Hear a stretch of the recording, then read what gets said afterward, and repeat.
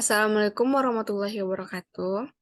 Nama saya Melisa Apriani dengan NIM 210056060. Di sini saya akan mempresentasikan proposal penelitian saya.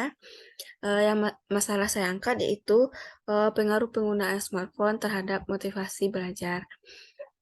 Jadi judul yang saya angkat adalah pengaruh penggunaan smartphone terhadap motivasi belajar peserta didik pada program kesetaraan di PKBM Genemaya Sari Lama. Yang pertama yaitu latar belakang. Latar belakang penelitian ini adalah penggunaan smartphone yang telah menjadi bagian terpenting dalam kehidupan kita sehari-hari. Smartphone yang digunakan sebagai alat untuk mencari informasi dengan mudah dan cepat, sebagai sarana hiburan, dan juga sebagai alat komunikasi jarak jauh. Banyak kita jumpai peserta didik yang sering melibatkan penggunaan smartphone dalam proses pembelajarannya. Smartphone memang salah satu faktor yang dapat mengganggu motivasi belajar peserta didik. Yang kita tahu bahwa biasanya peserta didik itu, apalagi di masa-masa prasekolah itu, um, merasa ingin dengan memiliki motivasi yang tinggi, merasa ingin dirinya itu untuk mendapatkan juara. Tetapi karena pengaruh pengguna smartphone tersebut dapat mempengaruhi motivasi belajar peserta didik itu. Penggunaan smartphone yang berlebihan juga dapat mengganggu pola tidur peserta didik. Terlalu banyak menghabiskan waktu di depan smartphone yang dapat mengganggu ritme tidur mereka, mengganggu kualitas tidur, dan akhirnya mempengaruhi tingkat energi dan motivasi belajar peserta didik tersebut. Dengan demikian, terjadinya kesenjangan antara pengguna smartphone terhadap motivasi peserta didik, terutama pada peserta didik pada program kesetaraan di PKBM Genemaya Sari Lama. Selanjutnya yaitu identifikasi masalah pada penelitian ini adalah yang pertama, ketergantungan pengguna smartphone oleh manusia khususnya pada anak usia prasekolah. Yang kedua, penggunaan smartphone dapat mengganggu perhatian peserta didik. Yang ketiga, smartphone membuat manusia lalai dalam mengerjakan sesuatu, kurang konsentrasi, bermalas-malasan, kurang peduli dengan lingkungan sekitar. Yang keempat, zaman yang serba digital membuat pengguna smartphone semakin tinggi. Nah, pembatasan masalah dari proposal ini, penulis membuat batasan agar penelitian ini lebih fokus dan tidak menimbulkan salah penafsiran, dengan dibatasi pengaruh pengguna smartphone terhadap motivasi belajar peserta didik di PKBM Genemaya Sari Lama. Rumusan masalah sesuai dengan latar belakang masalah, maka peneliti merumuskan masalah penelitian adalah yang pertama, bagaimana pengaruh positif dan negatif dalam pengguna smartphone. Yang kedua, bagaimana pengaruh pengguna smartphone terhadap motivasi peserta didik, khususnya di PKBM Genemaya Sari Lama. Selanjutnya yaitu tujuan penelitian. Sesuai dengan rumusan masalah, maka tujuan penelitian ini adalah yang pertama untuk menjelaskan dan melihat pengaruh positif dan pengaruh negatif dari pengguna smartphone. Yang kedua, untuk melihat bagaimana pengaruh pengguna smartphone terhadap motivasi belajar peserta didik. Selanjutnya itu manfaat penelitian. Dalam penelitian ini diharapkan memberikan manfaat yang ada dua, yaitu pertama manfaat teoritis dan manfaat praktis.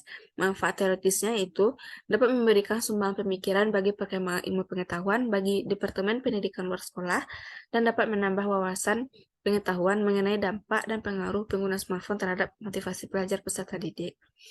Yang kedua itu manfaat praktis. Bagi peneliti selanjutnya, penelitian ini diharapkan dapat dijadikan bahan referensi bagi penelitian lain yang menelaah lebih lanjut tentang pengaruh penggunaan smartphone. Yang kedua, bagi pendidik atau guru untuk selalu memperhatikan penggunaan smartphone pada peserta didiknya.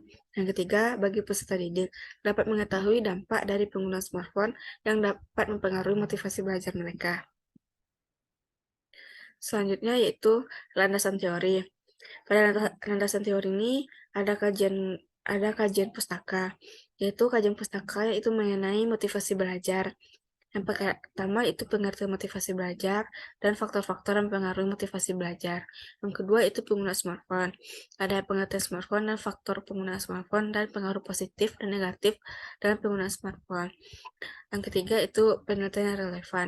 Dalam penelitian ini adanya penelitian yang relevan dengan penelitian saya, yaitu yang pertama, penelitian yang dilakukan oleh Evi Mayasari dengan judul skripsi, pengaruh pengguna smartphone terhadap minat dan hasil belajar siswa SMK.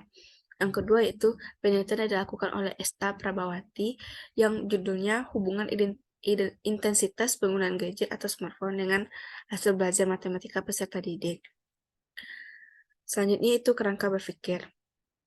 Kecanggihan smartphone yang memudahkan Kecanggihan smartphone yang memudahkan seluruh aktivitas kegiatan belajar peserta didik, misalnya peserta didik dapat memperoleh informasi yang diakses melalui smartphone-nya dalam proses pembelajaran. Di balik dampaknya positif, juga terdapat dampaknya negatif bagi peserta didik.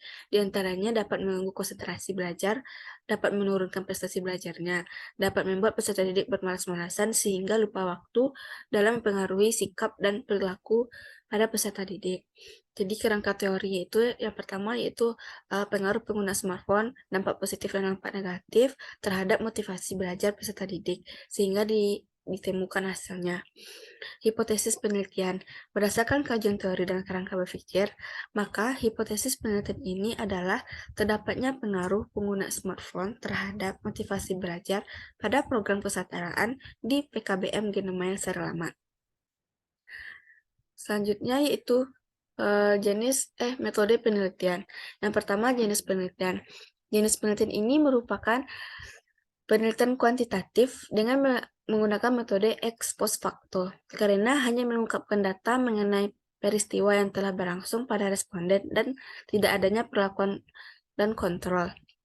Penelitian ex post facto ini merupakan penelitian di mana variabel-variabel bebas telah terjadi ketika peneliti mulai melakukan pengamatan variabel terikat dalam sebuah penelitian. Penelitian ini bertujuan untuk mengetahui variabel bebas, yaitu pengaruh pengguna smartphone dan variabel terikatnya, yaitu motivasi belajar peserta didik. Yang kedua, populasi dan sampel. Populasi penelitian ini diambil dari peserta didik di PKBM Genemaya yang berjumlah 120 orang. Populasi ini diambil dari siswa-siswi di PKBM peserta didik di PKBM Genemaya dari mulai paket A dan paket B yang memiliki smartphone.